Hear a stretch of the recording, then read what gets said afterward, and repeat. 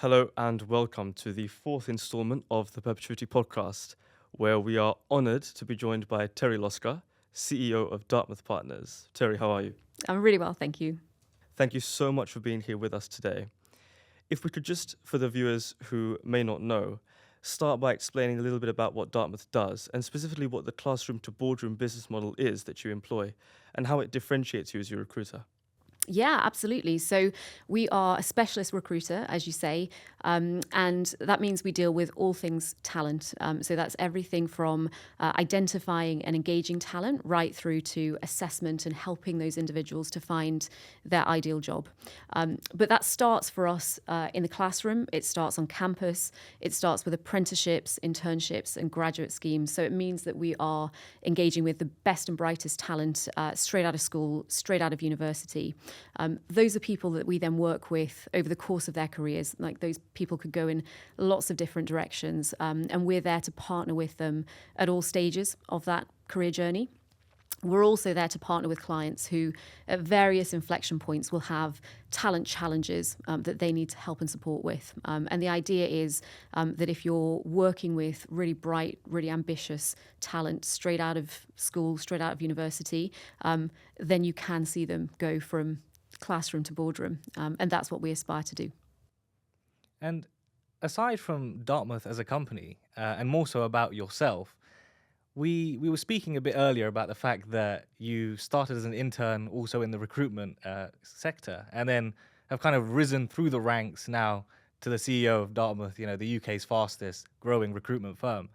And we really wanted to pinpoint what you feel were the drivers that got you to that stage, allowed you to really grow into those different positions. Yeah. It's been quite an interesting journey. I call myself a lifer, in that I've basically only ever had one job, and I've only ever really had one employer, pretty much. So I've stuck around, that's for sure. And I think different things along the way have helped me to be successful.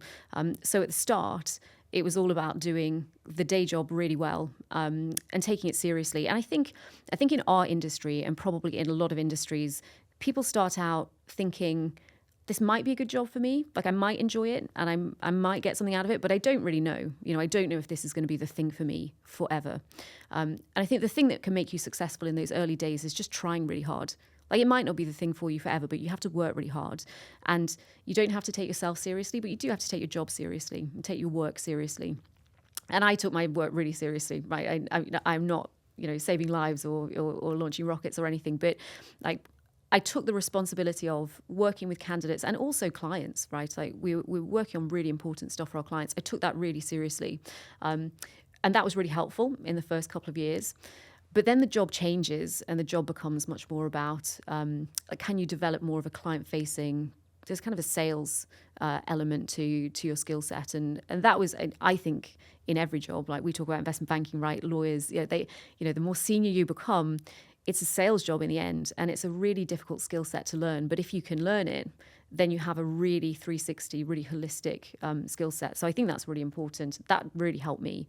But the other thing is just joining the commercial dots, being able to see, something that's happening over here could be better if I just joined it with something that's happening over there. So having that kind of curiosity, nosiness, almost like a real curiosity about what's going on elsewhere in the business and how I could impact it for the better, played a big part in it. And look, if I'm really honest, like, a part of getting to this position is about not throwing in the towel. I've seen so many people along the way, like, they'll have a tough 6 months, a tough 3 months, a tough period of their job. They'll have other stuff going on in their lives, and sometimes the move is like, I'm gonna make a change. I'm gonna go and do something different, or I'm gonna do this somewhere different. And I think there's a real skill in not walking away from something, or knowing when you should tough it out, when you should stick with it. I always joke, I'm kind of the last man standing, and that's why I'm the CEO. It is a joke, but I think that there were lots of moments when I could have stopped, and I didn't. And I think that there's a strength that you gain from going through that. And it is what you need, I think, when you get to the top job, because the buck stops with you, right? So you need to be robust enough to deal with that. Sure. And so, as a leader now who's filled virtually every role below that, how would you answer the question of what the best leadership style is? Because surely that's a decision you have to make now. So you've been in a number of roles below leadership, but at the moment, you're in a position where you need to get your previous self loving what you do. And so, how do you go about that? Is it an empathetic approach? Is it a reward driven approach? Or perhaps a mix of many? I think I think anybody, when they're finding their leadership style, they have to find something that is authentic to them, right? Like it has to be something that people can buy into as who you are. Like people, because people can see through that stuff, right? If you're going to like, I'm this kind of hippy dippy, really empathetic leader, but you're not, right? People can see through that stuff. So it has to be authentic. And I remember a conversation with my boss just before I got the job, and he was saying to me, these things about you are a little bit different from me, and these things are a little bit different. I've got a young child, so I've got a young family, which he didn't have, So the lunches, the dinners, the breakfasts, like we're going to have to figure out how you can do things the way that I do things. And I said to him, no, we're not. We're not going to think about that at all. Like, I'm not going to do things the way that you do things. Like we're different people, and we have really different styles. And what works for you is fantastic, but it's not going to work for me in the same way. And so that was my starting point. Is like it's got to be authentic, and it's got to work for me, for who I am, for my life. We talk a lot at Dartmouth about radical candor. I don't know if it's it's kind of a management framework that you guys maybe have come across, maybe not. But the whole premise behind it is that any leadership that you do, any kind of communication that you give, it has to be grounded in consideration and thoughtfulness, but it also has to be really direct. Like you can't kind of dance around difficult messages, and you can't fail to give somebody a difficult message or fail to give them feedback because it feels awkward for you. That's a cop-out. That's bad leadership. But when you do it, you have to do it in a way that's thoughtful and kind and is respectful to that person. And it has to be about the problem and not about the person. So we talk about that a lot, and I think that feeds into my leadership style, which is fairly direct. It's but it is, I think, empathetic. And the things that matter to me are the things I talk about a lot. I care about really high quality work. I care about doing things really well in a way that we can be proud of. And I think our job, I think it's a real privilege actually to work with people in these moments in their life which are really important to them. And for clients, like you hear so much information that half that business hasn't heard, right? Because you're out there advocating for that client. And so it's a real privilege. And I think my leadership really focuses on those aspects. They're the things I talk about a lot, and they're the things I role model. So I guess that gets to some of it. I guess some parts of leadership, maybe you have to ask other people, like what kind of leader do you think they are? But that's how I approach it. And so, as a leader, a lot of our previous guests have spoken about adaptability, being able to adapt to different environments. And it's clear that you are a very adaptable person. Kind of growing in the ranks of recruitment, you've had to adapt how you do things. But if we talk about the current climate right now in recruitment, and not only in recruitment, in fact, there's a lot of changes going on in the world. But if we speak directly about recruitment, what's the biggest change that you see happening in maybe the next year? And how's Dartmouth going to tackle that, or already tackling it? Yeah, I think it's interesting because I think people have been talking about change in the recruitment industry for a long time. And the kind of changes that I've seen so far have all been about professionalizing the industry. I think that the industry back in the day, and probably even before my time, was a bit of a wild west, and it was the real the last frontier of that kind of very entrepreneurial but sometimes quite chaotic business. I think that's totally changed. I think recruitment is a more professional industry now, and I think people see it as a career that they can be proud of. Certainly at Dartmouth, that is absolutely the aspiration. But people have been talking about change all the time, because it used to be the case, and this, maybe you won't even believe this, it used to be the case that we would have CVs in folders, right? Like literal hard copy CVs in folders that we would pull off a shelf. We would look through who is relevant for this job, and we would fax them to a client. And by the way, I said that to one of my colleagues a couple of months ago, and he said, what's a fax machine? So things have changed for sure, and technology has definitely changed things. So now you don't need a Rolodex, right? You don't need a folder full of CVs. You don't need to have met every single person, because LinkedIn will do a lot of that hard work for you, right? Like if you need to map the market, you can find those people. Like there's no skill in that bit anymore either. But if you think about the recruitment processes that you go, because tech is the big thing. Like people talk about tech, like how's tech going to change the recruitment industry? Is it all going to become, AI revolutionized, and like are people, are recruiters going to drop out of that process? I don't know if you guys have been through some of these processes where you're doing these like one-way video interviews where there's a question that turns off on screen and you kind of think, oh, and then you answer it and it disappears forever. And it's like, okay, cool, I've answered that question. You do a couple more, and some kind of AI program somewhere in the background tells you, these are the right candidates. These are the ones who said the right things, whose body language was right. I don't know exactly what the algorithms are, but I have seen the results of some of those things. I mean, there's no correlation, as far as I'm concerned, between people who the machine selects and who are actually good for the job. This business is all about people. It's all about building relationships, building connections, like actually getting to understand people, understand what they're capable of, understand what they care about, understand what the overlap is between what they want to do and what an employer wants. And I don't believe that there's an awful lot that tech can do about that bit. Like I think that people are fundamental to that process. So I think a lot of the change in recruitment is going to come from kind of tech enablement more than anything. And tech enablement is great for us because it's, reduces admin burden and it makes us more efficient and that sort of thing. But it's not that exciting and it's not that revolutionary. And I think that's a good thing.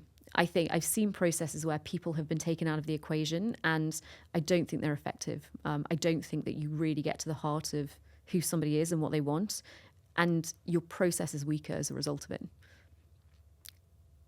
So having spoken about that sort of adaptability, I want to ask you about a different type of change, which is responding to challenges. One of the biggest of which in recruitment is obviously diversity and inclusion. And as a female leader yourself, I'm sure you can appreciate that, for example, in the FTSE 100 and the FTSE 350, less than 10% of those companies are actually led by female CEOs. So what's Dartmouth doing to tackle this underrepresentation? Yeah. It's such a challenge, right? And I mean, I work in an industry that is incredibly male dominated. It's egalitarian in other ways, right? Because there are no barriers to entry in recruitment. And so you can be from a relatively underprivileged background and become really successful in recruitment. And so in some ways it's very meritocratic, but in other ways it's not diverse at all. And so really sympathetic to that question. I've spent my entire career recruiting into the financial services space. And I will say it certainly hasn't been the most diverse place over the years. And those things are getting better, but they take time. I think your stat is really interesting. It doesn't surprise me at all that there are so few female CEOs within the FTSE. But I think that there is this real tendency to look up here and see, okay, the problem is up here, but the solution is down here. And the solution, sadly, takes a really long time and it takes a lot of energy and effort. And so I think the first thing that we can do and the first thing that we do frequently all the time is challenge our clients on, like, who are you really hiring and why do you think that they're the right people to hire? Like challenging some of those preconceptions, some of those just really ingrained attitudes, which are like people actually don't know what drives diversity in the same way they don't really know what drives that sameness within their businesses. It's really easy when you're running a recruitment process to say, I like this person, like, they're good fit, good polish, got on with them really well. Well, that's great. Is there any chance that they are just like you? Did they go to a similar school? Do they have a similar background? Did they laugh at the same jokes as you? Well, that's brilliant, but it's not diverse. And in businesses where talent is the value, talent's all the value, you need to focus on bringing the best talent into the business, not just the talent that's the most like you. So clients understand that bit now, employers understand that bit, and they care about it. caring about it and then knowing what to do about it are two really different things. And I think the biggest challenge for employers is that there's no silver bullet, which they would like, by the way. If I could just click my fingers and, my business would be more diverse, that would be really helpful to me. It would be a stronger business, and my shareholders would be relieved. They would stop, putting me under pressure for that reason. But that's not how it works. And so our job is to talk to our clients about how you build long-term diversity into your business. And that's why actually the classroom to boardroom business model is so important, because at that junior level, at that apprenticeship, internship, graduate level, you can really drive D&I initiatives. And a lot of that is about opening the doors. One of the people that I talk about this a lot talks about widening the gates, not lowering the bar. And that, I think, is something that clients can really buy into, because there's this real concern. People will say, they've got real cop-outs, right? They'll say, well, we just hire the best people. We just hire the best people. And it's like, the best Oscar winners always win Best Picture. It's like, well, they're all white men. Like, that seems really strange that there are no better directors than a bunch of white men. Like, it's not the case. There are structural reasons why that happens. So widening the gates is really important, and that's our job, and that's where we can be really influential, and then helping clients to retain those people, to move them through the ranks. One of the things that we've done more recently, so in the last 3 years, is launch our own foundation, which is called the Classroom to Boardroom Foundation. And that focuses on engaging with schools who sit in basically deprivation cold spots. So we use Ofsted ratings of 3 or 4, which is the lowest Ofsted ratings. We use a proportion of free school meals, and we use Polar ratings, which is a governmental measure of deprivation in an area. And we use those measures to identify the schools that we should be working with.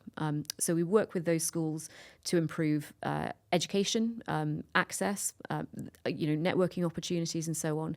We provide scholarships for some of those students. We actually we just found out like 2 days ago that one of our scholarship students who we've been sponsoring through sponsoring and mentoring, so there's some money involved and there's also a lot of time and support. She's predicted 2 Ds in her A-levels. And we found out she just got accepted to UCL to start next year. So that's really meaningful way that we can start to give back and have proper impact.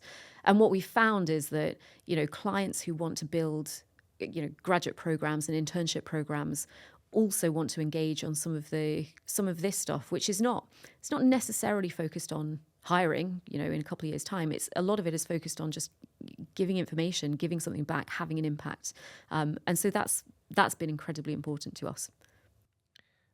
I think that program that you've started with children from those backgrounds is extremely admirable, and something that personally I wish I had when I was coming into the investment banking space.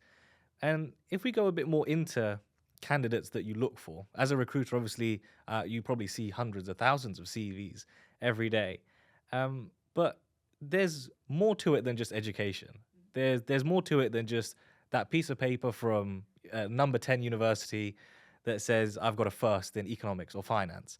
So for you, once you've seen all of these CVs, what really stands out to you and makes an ideal candidate and one that you look for to place in these jobs? Yeah. I think the first thing is you look for CVs that demonstrate a bunch of different skills. So some of them around achievement and aptitude. Have you done something which is which demonstrates you can apply yourself and you can you can really you've demonstrated some intelligence and some intellect, but it doesn't have to be A stars and a first class degree and whatever. Some of it is contextual, right? So if you come from one of the schools that I've been describing, right? If you come from somewhere where the benchmark is not well, most students get A's at A level, most students get D's at A level, then the fact that you got B's actually shows that you can massively outperform your environment, and that's an incredibly powerful thing. Lots of clients would like us to look for, relevant internships and, did you join the investment banking society and that kind of thing. But what's interesting actually is reading between the lines of a CV. It's because sometimes people aren't doing unpaid internships and, work experiences. Sometimes they're stacking shelves at Tesco, or they're finding another way to demonstrate that they're incredibly hardworking and they apply themselves. And some kind of external interest is helpful. But I will say a CV will tell you very little about a person. And our ethos has always been that you've got to, like I said, you've got to widen the gates as much as possible. What you have to do is pick up the phone and speak to people. And now we have to schedule those calls because people don't like getting a phone call just randomly out of the blue. People don't really like talking on the phone anymore. That's changed in the last 20 years, I will say. But we'll schedule calls with people and we will speak to hundreds of students because it's only really when you speak to people that you can start to thread some of that story together, and you can start to understand, well, what's really driven them to go from point A to point B? Like what has the thought process been? Has there been some kind of, is there a thread of common logic that makes sense to this journey? And has it been, have people learned something along the way? So really, you're looking for people who can tell a coherent story about themselves. They can show some self-awareness and some reflection. They can think about what they've learned, what they wish they'd learned, and can tell you why that's going to help them as part of their next step. So looking for this internship or that grade, I think is a way to identify nothing except somebody who's got that grade. And as you were saying earlier, there might be 10,000 students who've got that same thing. And so what does it really tell you? Which is why I think people they're always going to be important in identifying talent, because it's only really when you hear those stories that you start to get a sense of somebody's potential. And then I would say, when you're in an interview, so much of it is about doing the research that you can. But interviewers will often, really good interviewers anyway, I think will meet you where you are. So if you didn't do an economics degree and you haven't done an internship and you don't even really know what the questions are going to be, as long as you've done as much research as you could do, like that gets you to, we talk about those things and it will get you to, we'll talk about that. The next part of the questions are around, like, if I told you this thing, how would you react to it? So you didn't know before, that's fine. You can't know everything. But if you're given the information, can you do something with it? Like, can you really think about it and draw some kind of conclusion that, again, it doesn't have to be right, but is it sensible? Like, does it make sense? Can you extrapolate from something that you do know to get you the answer to something that you don't know? They're really important skills. And I think in particular, like, you get to these, there are definitely some employers who'll run a process and it's like, well, you should know everything about DCFs, or you should know everything about this, stock pitch. Well, why? You've never done the job before. And whether you know about it now doesn't tell anyone if you're capable of it in the future. All it tells them is, did you have somebody in your life who was telling you that's what you need to know? Because not everybody has that, and as soon as that's what your interview process relies on, like, you're getting pretty undiverse talent through the door. And once a candidate like that does manage to get their foot in the door, would you have any advice for them when it comes to settling into a new job? So people talk about going for coffee meetings, for example. What should they really be aiming to do to get their face known, and known in a good way? Yeah, I think I've seen a lot of people arrive in jobs at employers in my own business. So I've seen this go every direction that it could go. I think that the people who build themselves the best reputation are the people who in the first 6 months, they get their head down and they do the job really well. Like, you learn about the job, you ask questions when you need to, but you only ask the same question once, right? You ask the question, you learn from it. And you're known for being responsible, you meet deadlines, you're trustworthy, the kind of colleague that people will want to work with, right? So you get known for all of the right reasons and none of the wrong ones, right? So you're not the last person at the bar, you're not the last person at the Christmas party. You just settle in. As you said, you get your feet under the desk and you become known for doing a really good job. And that's the starting point, because I think when in any business that we're talking about, any business that your listeners might be looking to join, people will pride themselves on the quality of their work. Like, all the employees at that business, they will want to feel like we're doing the best job possible. And the way that the currency in those businesses, the way that you earn respect is by doing the best job possible. And so I think there's this tendency sometimes to feel like I've got to make an impression. I've got to get out there and be seen and be known. Sometimes you have to let your work speak for itself.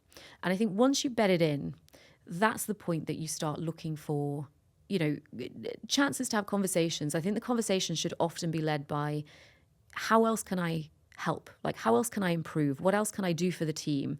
I think people are there they don't necessarily want to feel like, what can I do for you? How can I improve myself? They want to know, how can you contribute? And so asking those kind of questions is really important. When it comes to mentorship, I think mentorship can be really valuable. I think you should take your time, though, to find a mentor. I think mentorship is a bit like, you arrive at university and you make friends in your first week, and then by 3 months in, you don't want to, like, what did we have in common? We just, we live next to each other in halls. So I think it's really important that you take your time and find a mentor who can actually talk to you about the things that you need to know, and the skills or the challenges that you are facing, rather than just the first person who says yes, who you think might be relevant. There's often, I think, a tendency to ask somebody too junior, somebody who's just a little bit too close to you in age, and that then I think can become quite a challenging dynamic, because once you've gone through the learning curve of the first year, you kind of start to learn at relatively similar rates. Like, the progression and the learning curve at that point, it's not as high, and so the gap between you really narrows. So I think it's better to wait a little bit, and then I think it's better to ask somebody who's just a bit further on in their career, like meaningfully so, who can tell you something that you don't know. So that on the mentorship piece in particular, that would be my advice.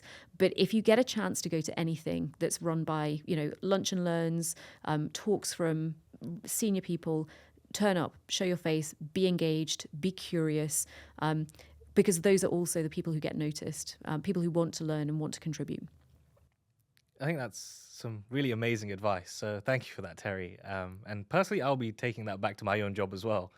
And so before we wrap up the podcast today, we always like to ask our guests a question about the future. And so as the CEO of Dartmouth, what do you want to leave as your legacy over the next few years? What would you like to be known for when people look back at Dartmouth? I was like, what do people normally say to this? Like, what kind of, have you asked this question before? Yeah, we have. And normally a lot of them talk about being known for good, being known for having an impact. Our last guest was very impact driven. And a lot of his responses to this question were to do with, I want to make an impact. I want people to know that I've helped this amount of people to essentially have an easier life and a healthier life and a better life.